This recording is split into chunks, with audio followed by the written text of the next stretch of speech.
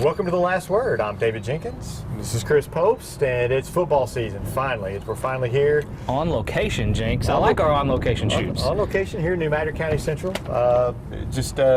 Another little wrinkle we're throwing into things. That's right. You know, it's good to kind of highlight New Madrid County Central. We do a lot of sites and stuff, I know, and had a special guest going to join us here later in the show. We'll reveal that later, but it's nice to kind of get out, and it's gorgeous weather, great weather to start the football practice. You couldn't ask for anything better.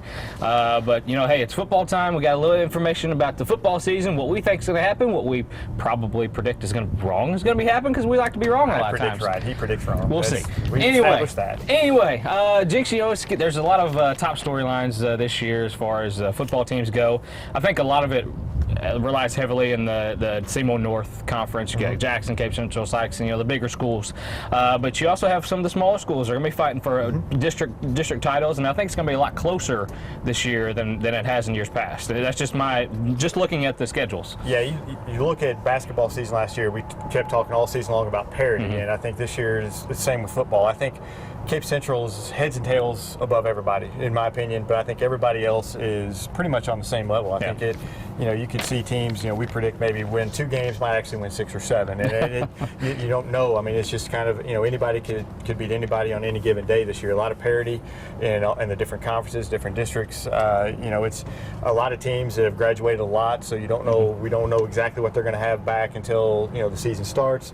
So I think, I think it's going to be a fun year. Like I said, I think Cape Central in the Seymour North and in the Class 4 district, I think they're kind of the heads and tails above everybody else, don't you? Especially with Al Young returning, I think he's going to be, by far the most dominant football player in the area. Cape Central, they lost a lot of guys. They lost a lot of key players, but you're bringing back one of the more dynamic athletes I've seen in quite some time in this area. But I think you're right. That district runs through Cape Central. This conference runs through Cape Central. They're just coming off the state championship run. They lost to 13-time state champion Webb City in the championship game. Gave them a little bit of a run for their money, a lot better than I thought they would. And I know that once you get to that level, you always want to go back. And I know they lost a lot of key pieces, but they're also bringing back a lot of those key pieces too. And I don't think we're going to see near the dynamic team of Cape Central they was last year, but they're going to be pretty close to it. Right. You've got the running game, which is going to be solid under Coach Norm. I mean, it's just going to be solid. And then you've got a passing game where you can just throw it up to Al Young, and he can jump up and catch. He's going to out-jump anybody you're going to put on him. He's going to be double and triple teams all year, and he'll still beat them. Yeah. He's very highly recruited. A lot of schools are looking at him. I just think Cape Central is up there, but right underneath them you got Jackson. Jackson lost a lot from last year. They're kind of the same way though. They've kind of got their program rolling at the moment. The system is set. Then you have Sykeston and Poplar Bluff, which I think are going to be right there along with Jackson. Those 3 teams could beat up on each other. It's anybody's game, I think. After you get down past Cape. You talk about Jackson. Listen to these names that Jackson's losing: Dante Vandeven, Preston Hobeck, Dominique Davis, Ben Motti, Ethan Isaacson. They lose 14 starters off that 10-2 team last year. That's tough for any team, but if anybody can do it, it's Jackson, because look what they have returning. They have returning 14 seniors and 19 juniors. They get back one I think is their second leading tackler, and Gabriel Dudley. He's coming back. He missed a few games towards the end of the year, but it's Jackson. They seem to be, like you said, kind of back in the old kind of style, just not just kind of not rebuilding, but just retooling. Right. It's kind of the next man up syndrome, and Jackson, Jackson's never going to be just completely down. I think they had that run a few years ago. That's gone. They've got good football players there, and it's just next man up syndrome. Poplar Bluff, I think they've been my sleeper team for the last couple of years. I'm still waiting for them. Time to wake up. I'm still waiting for them to wake up, Mules. I'm saying this year, there's going to be their sleeper again. I think they can win 6 or 7 games. Sykeston, they're going to be. They've got 2 1,000-yard rushers coming back. That they're going to depend on that running game and a good defense, and try just to wear teams down, and I think they've got the team to do that.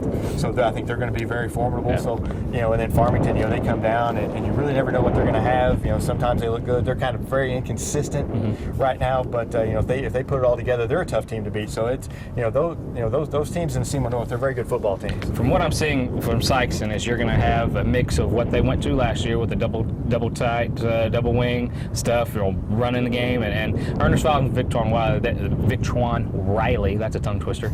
They flourished in that system. 2,000-yard rushers, like you said, and they got one of the rare times to actually have a returning quarterback coming back, and Nathan Hampton, who wouldn't wow you with his numbers, but he managed the game and did what he's supposed to do. He's coming back.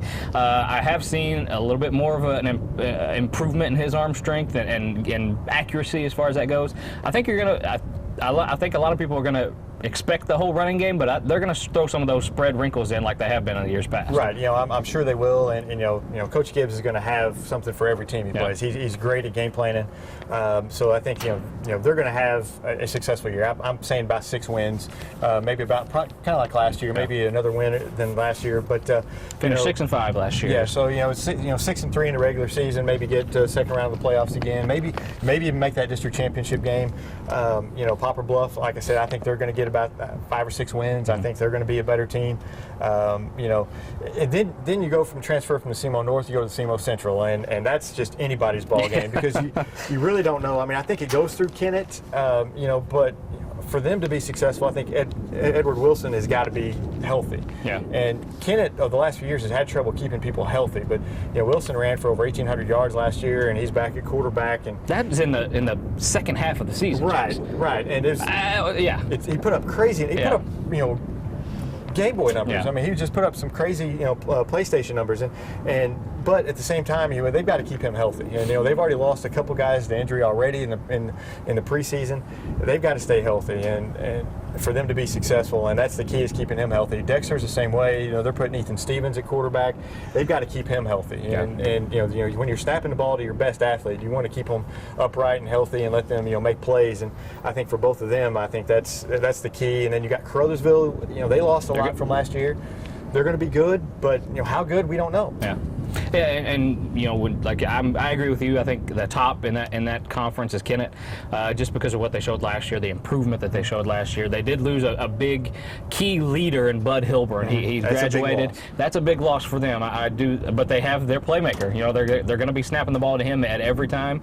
He's got some experience underneath his belt. Edward Wilson does. He's going to be, from what I've been hearing, he's going to be their starting quarterback to start the year, and that to me says all you need to know, right? They're trusting this guy to take them as far as they can go. And they worked with his passing in the offseason, so it'll be better. It's also their 100th season of football, and that may not mean something to some people, but they're really kind of spurring it, kind of poking a little bit, trying to get those kids. Those kids are buying in. That's a big deal to them down there. So they're going to want to have a big season, especially the seniors. They're going to have a big year for that 100th season, and that's a big thing for them. Speaking of SEMO South, we had a special interview with head coach New Madrid County Central, Coach Dryden. Here's what he had to say about the conference and the always tough Class 3 District 1. All right, welcome to the last word here. We have Coach Dryden here from New Madrid County Central. He's in his second year with the Eagles. Coach, got the first year under your belt. That's got to feel a little bit, give you a little bit at ease, I guess, to kind of get your feet wet, know some more of the kids. And what are you kind of expecting in your second year here? We coming into the season, having the opportunity to build on what we started last year. We're not installing brand new things anymore. We're not, everything's not a whole new system on all 3 phases of the game. So that's been a blessing for us. Also, the players know us and we know them better, so we're able to figure out the things we need to do to make changes. Whereas last year it took a while to get everything figured out. So that's been the biggest thing, the biggest improvements for us this year. Have you seen that they've kind of taken to your style and kind of your system here? They are. They're still trying to find the right pieces to fit. The big thing defensively, they've really bought into what we do. Offensively, we're still we lost a slew of skill players last year. We returned some really good offensive linemen, but with those skill guys, it's a lot of younger guys filling in roles. After you lose some of that talent, it hurts. But so that's been a little bit slower process. We return a lot more guys on defense. They're still uneven at the moment, but they're coming along well. A few of the guys that you mentioned that you lost, it was your son, JC at quarterback. Where do you see the quarterback role? Do you see anybody kind of stepping into that place? We've had 5 guys trying out since camp. We've got it narrowed down to 2 right now. won't Gotcha. say who. We won't go into that detail. Yeah, but yeah, we've got to narrow down to 2, and both of them could step into a game and play very well for us. Our number 3 could step in and manage what we want to do very well right now. So we're in a good position, even though we lost a lot. We lost 3 starting years of experience in the system. So. You have anybody coming up, any newcomers that you'd be kind of excited about? Yeah, we have a couple sophomores. Brian Sylvester, be an inside linebacker for us. He's really stepped up, played well. Another one's Jacob Keene, done the same thing as a safety and a running back for us. Craig Beasley, a junior, has done well on both sides of the ball. He started several games on the defensive side last year for us, so he's really come along. And it's good to have some of those guys returning. You got Tyler Sprouse and Deion Jenkins, both with all-conference district honors last year. You've got Jordan Lynn coming back as a defensive starter. So we have, who else is on there? Cordell, my other son, Cordell Dryden, coming back as a starting center. So he's got his first year under his belt. CJ Patton, starting guard, same thing. So it's we've been blessed this year. We've had a couple of the injury bug hit us. We've lost one already to a shoulder surgery, so he's going to be Drew Pike. He's going to be hard to replace. He did well for us last year as well. So they're there. We've had some new faces that that weren't out last year. Chris Farr, a few others that look like they could end up being big contributors for us this year as well. Coach, you ended the year 4-6 last year. Lost in the first round of districts to the eventual district champion, state-ranked Park Hill Central. That district is kind of a beast a little bit. Get your thoughts on the district this year. I'm going to tell you what, for us down here, Aaron Pixley's done a great job over at Kennett. For us down on this end, on the south side of it, we've got to go through Kennett. Yeah. And Dexter's, going to be Dexter. They're going to be well coached. We've got we do play St. Jen. We'll see what they've got with a new coach. So it's going to be rough. And Park Hills looks like they're just going to simply reload and be another team that's you got to run through. So we saw Farmington in a contact camp. So they look improved from last year as well. So it's not going to be an easy schedule. It never is in this district. It really doesn't seem to be. But in the second year for you, what would constitute as a successful season for you this year?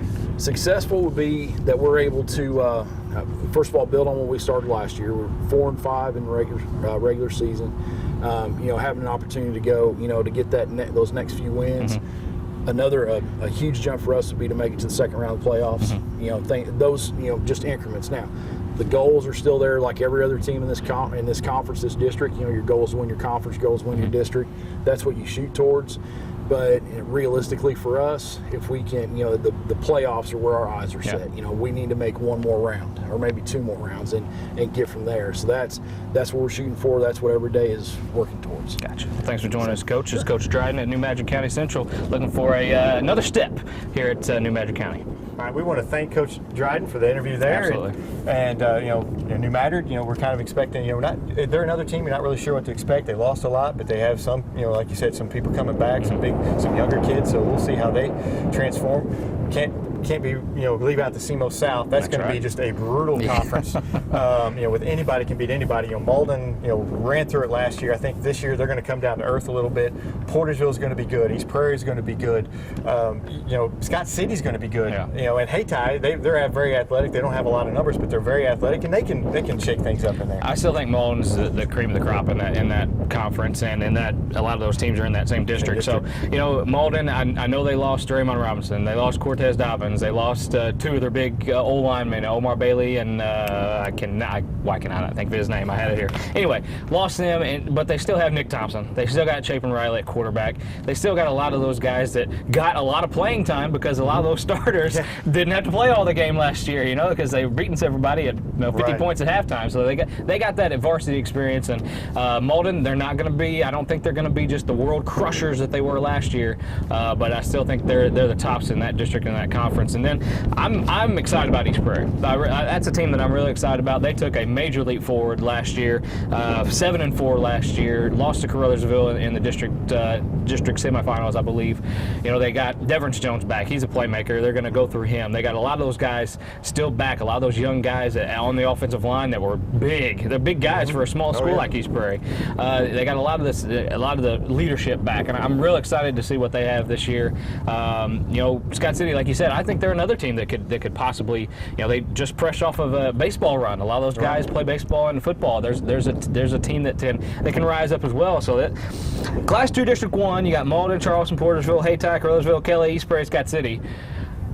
I'm telling you, and don't sleep on Portersville. Yeah. Don't sleep on Portersville. Exactly. I'm excited about Portersville. They've got a lot coming back, especially they have some playmakers. The quarterback back. Ian Torrey's back. Yeah. They've got McCrary's back. They've got a lot of guys coming back that can make some big plays for them. I think that's a great deal for them. And John Garrett Kellums, he broke something with his leg. I'm not really sure what he did. He will be back. He'll be their starting quarterback, from what I've been told, as far as that goes. But so yeah, Portersville's another. It's football, man. It's a frenzy. We don't really know what's going to go on. We kind of have an idea, but that's the beauty about football. Week to week, it can change dramatically. Especially this year with the parity that we suspect there's going to be. So we'll be back next week. We'll talk about some Week 1 games, and finally, football is here.